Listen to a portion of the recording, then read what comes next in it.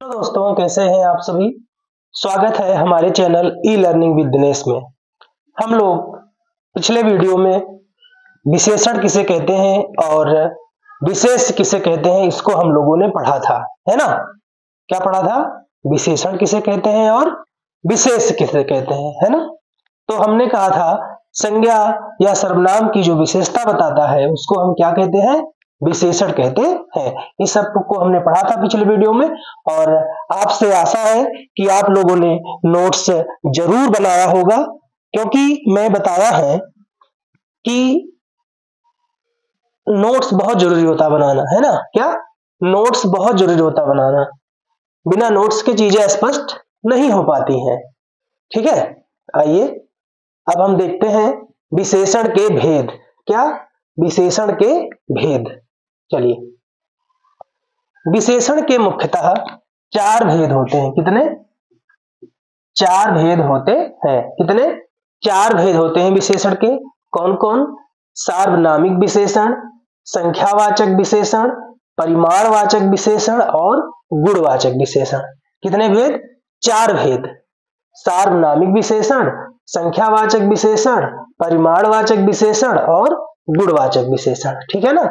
याद करने के लिए कि कभी आप भूले ना, देख लीजिए 1 2 3 4 4 अक्षर से मिलकर के विशेषण बना है। कै वर्ण? 4 वर्ण मिलकर के विशेषण बना है। तो ऐसे भी हम जाने रहेंगे कि विशेषण, है ना, 4 शब्द बना है तो इसके भेद भी 4 होते हैं। एक बहुत जरूरी नोट्स है, इसको आप जानिएगा। वासुदेव नंदन प्रसाद के अनुसार 3 भेद हैं। कितने? जो हमारे वासुदेव नंदन जी है उनके अनुसार 3 भेद हैं और अधिकांश विद्वान 4 भेद मानते हैं। कौन? 4 भेद मानते हैं, जबकि वासुदेव नंदन प्रसाद केवल 3 भेद मानते हैं। तो चलिए हम लोग पहली हेडिंग पढ़ रहे हैं, सार्वनामिक विशेषण। कौन सा? सार्वनामिक विशेषण हम पढ़ रहे हैं। पहले इसकी परिभाषा जान लें। जब कोई सर्वनाम संज्ञा की विशेषता बताता है तो उसे सार्वनामिक विशेषण कहते हैं। क्या? जब कोई सर्वनाम संज्ञा की विशेषता बताता है तो उसे हम सार्वनामिक विशेषण कहते हैं। चलिए स्क्रीनशॉट बनाइए, फिर अगली स्लाइड में चलते हैं। आइए देखते हैं। एक चीज और आप नोट्स करिएगा। जब कोई सर्वनाम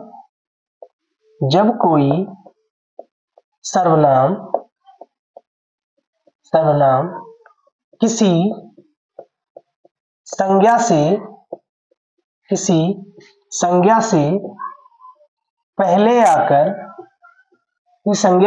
पहले आकर उसकी विशेषता बताता है, तो उसे सार्वनामिक विशेषण कहते हैं। क्या कहते हैं? सार्वनामिक विशेषण कहते हैं। क्या हमने लिखा? जब कोई सर्वनाम किसी संज्ञा से पहले आकर उसकी विशेषता बताता है तो उसे हम सार्वनामिक विशेषण कहते हैं। उदाहरण देख लीजिए।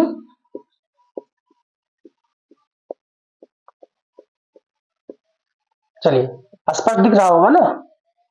चलिए उदाहरण मान लेते हैं, लिखा हो यह कुत्ता है। क्या है? यह कुत्ता है ना। तो आप बताइए यह हमारा क्या है? सर्वनाम है। यह क्या है? सर्वनाम। और कुत्ता क्या है? संज्ञा है। किसी भी व्यक्ति, वस्तु, स्थान अथवा भाव के नाम को संज्ञा कहते हैं। तो कुत्ता एक नाम है। चलिए, यह कुत्ता है। अब आप परिभाषा फिर से देखिए। जब कोई सर्वनाम किसी संज्ञा से पहले आकर, अब बताइए कुत्ता क्या है? हमारी संज्ञा है और यह क्या है? सर्वनाम। तो बैठ गया ना। जब कोई सर्वनाम, यह सर्वनाम किसी संज्ञा से पहले आकर, यही संज्ञा से पहले आकर उसकी विशेषता बताता है तो उसे सार्वनामिक विशेषण कहते हैं। क्या कहते हैं? उसको हम सार्वनामिक विशेषण कहते हैं। ये संज्ञा को निश्चित कर रहा है कि क्या यह कुत्ता है, यह हमारा सर्वनाम है और कुत्ता हमारा संज्ञा है। तब आप देख रहे हैं सर्वनाम जो है वो संज्ञा से पहले आया है। देखिए, जब कोई सर्वनाम थी संज्ञा से पहले आकर, अब संज्ञा से पहले आ गया सर्वनाम और इसकी विशेषता बता रहा है, यही हमारा सार्वनामिक विशेषण है। क्या है?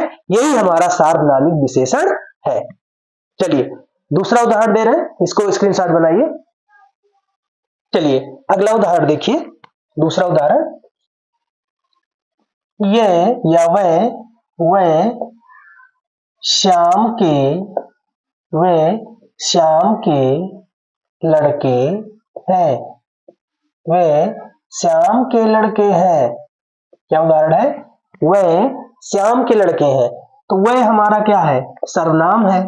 क्या है? वह हमारा सर्वनाम है। और श्याम के लड़के, श्याम और लड़का क्या है? यही हमारा क्या है? संज्ञा है। क्या है? संज्ञा है। और इनको निश्चित करने का काम कौन कर रहा है? सर्वनाम हमारा।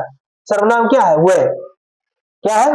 वह श्याम के लड़के हैं या ये श्याम के लड़के हैं। तो संज्ञा को निश्चित कर रहा है कौन? सर्वनाम ही तो निश्चित कर रहा है। ये या वह मोहन के लड़के हैं, वह श्याम के लड़के हैं, वह घनश्याम के लड़के हैं। एकदम स्पष्ट कर रहा है कौन? यही हमारा सर्वनाम। इसीलिए ये सार्वनामिक विशेषण है। क्या है? हमारा सार्वनामिक विशेषण है।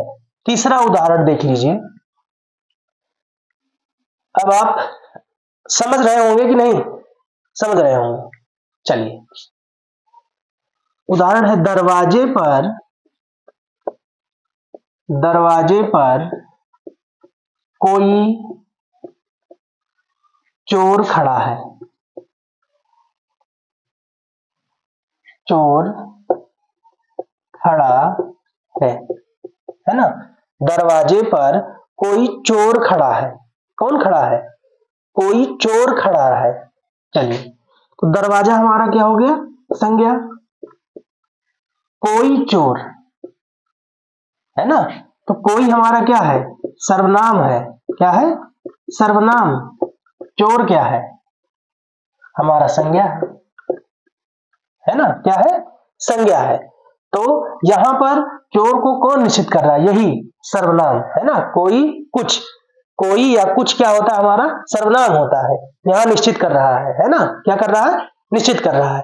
या फिर इसी को लिख सकते हैं, दरवाजे पर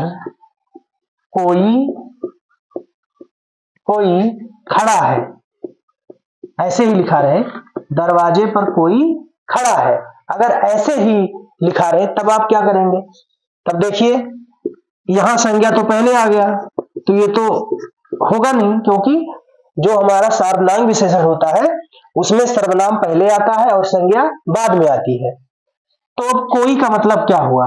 अब यहां कोई का मतलब हो गया कोई चोर, कोई मेहमान, कोई लड़का, कोई लड़की, है ना?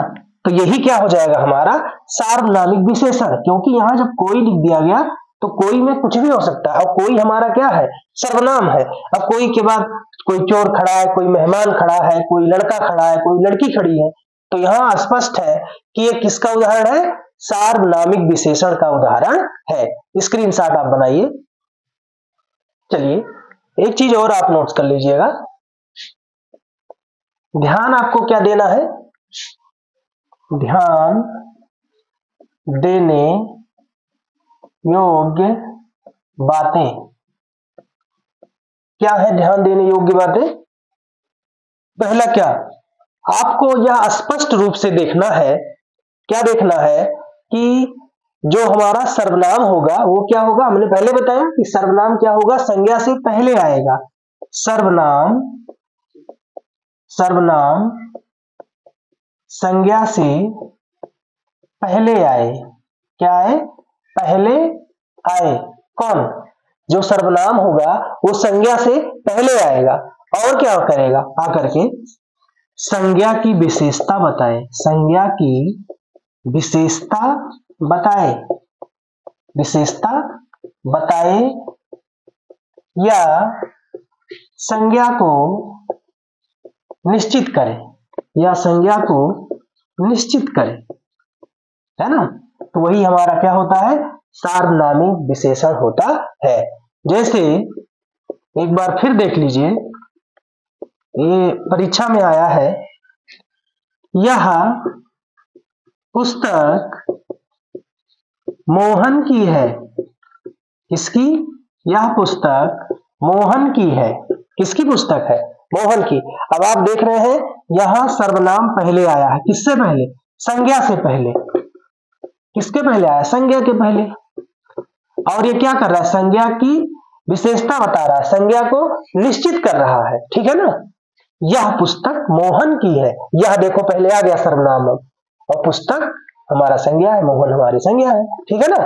अब मुझे लगता है कि आप बहुत बेहतर तरीके से इस चीज को समझे हैं।